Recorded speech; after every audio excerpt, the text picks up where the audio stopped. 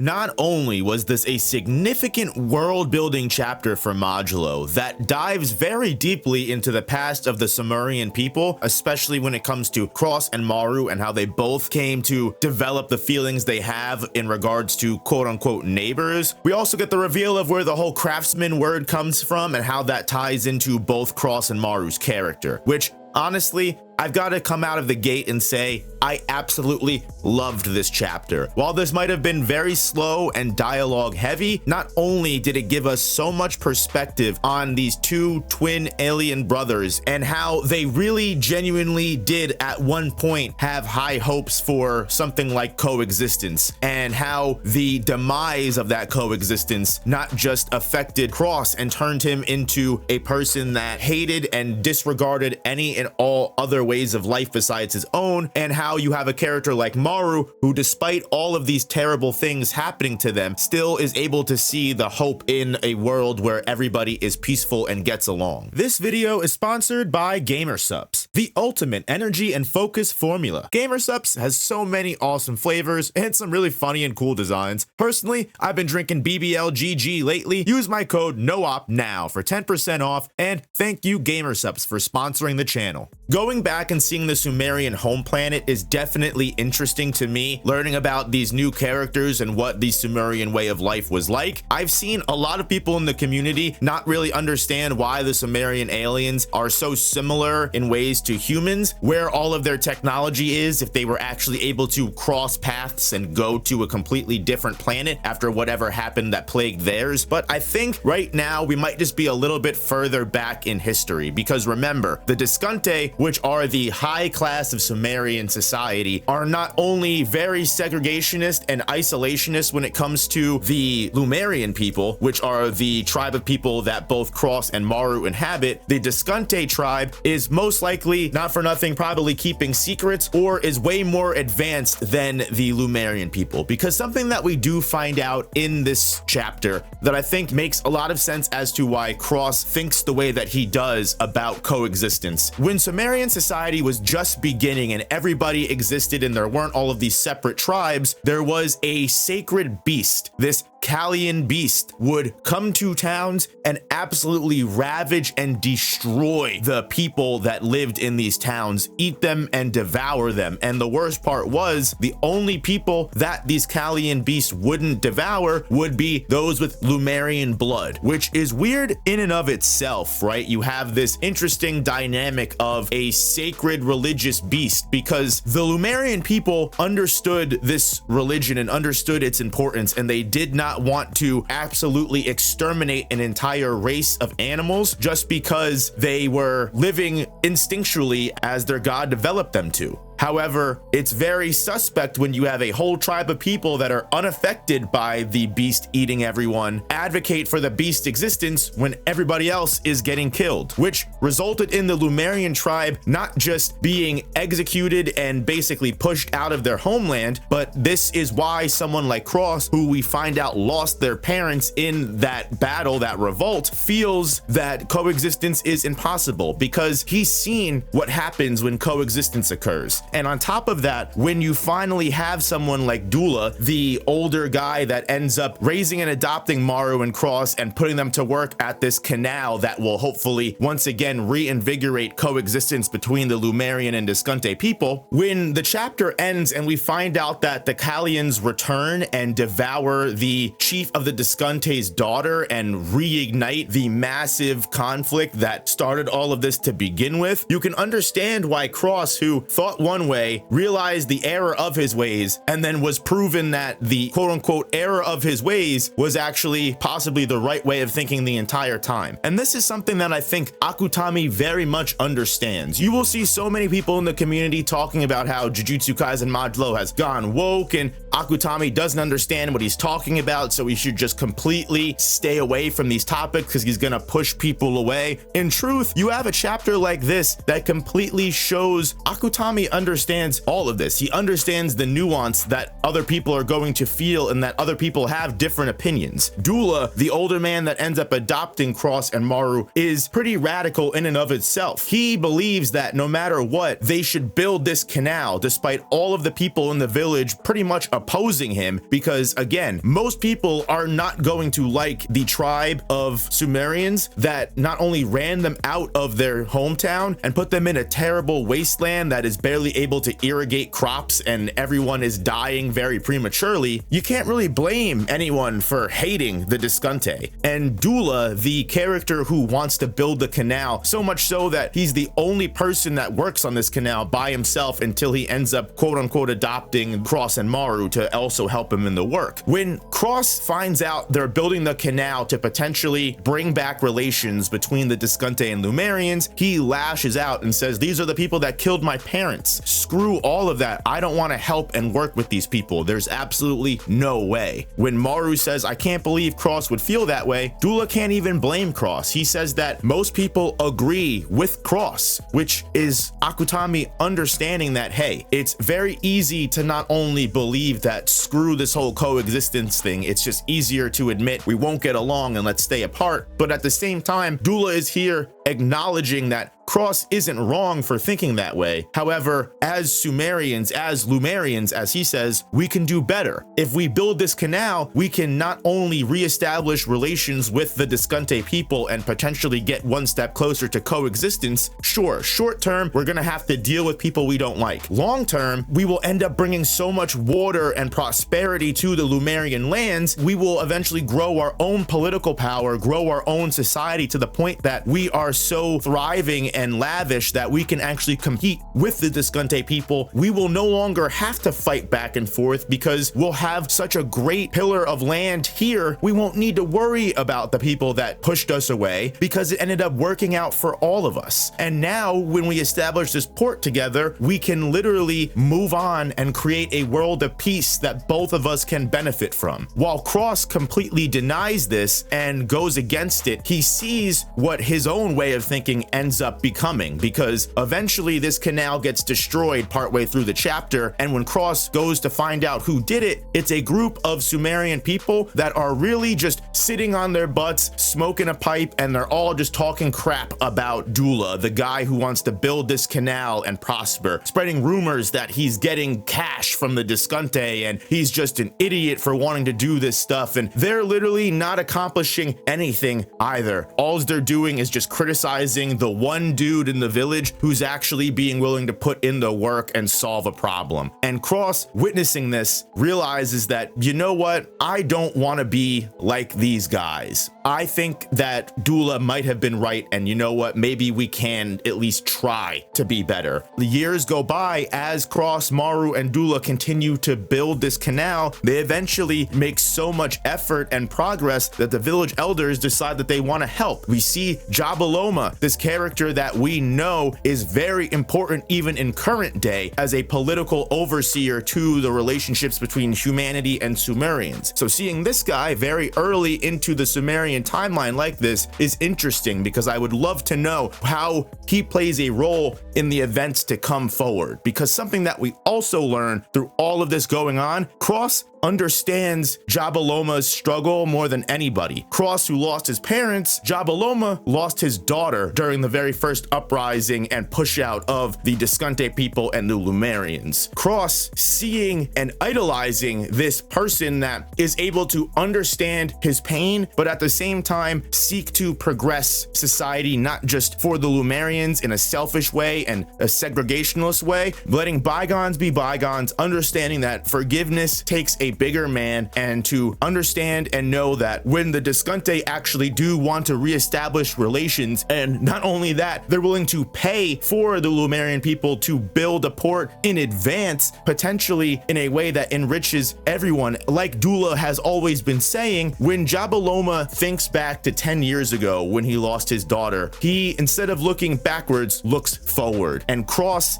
at least back then was more than willing to accept that and respect it, even as someone that, again, is a bigger man and able to look towards the future rather than the past. But we know that good things can't possibly last forever. And this is something that Cross himself even mentions in the ending narration of the chapter, because unfortunately, despite them believing that they were already at rock bottom and things couldn't get any worse, they could only get better, for whatever timeline and events led to the Callian devouring the Descante chief's daughter, we know for a fact that ends up being the trigger moment that sends everything back into chaos. What is this Callian? Is it a cursed spirit, the Sumerian version of them? Is there more to this Sumerian religious lore than we're getting? Because even the beginning of the chapter mentions that Cross and Maru's father was willing to die, not just for his beliefs, but for this sacred stone and these sacred beasts and these religious prefectures and all of these things that they believed, that at the end of the day, now that the Lumerians are mostly exiled and killed off, all of those sacred stuff meant nothing. They're dead now. They're long gone and buried with them. I think a major point that might come back up is, even though those stones and that history is gone forever, is it possible things could have not only gone a different way, but is it possible that the father's belief that this stone was important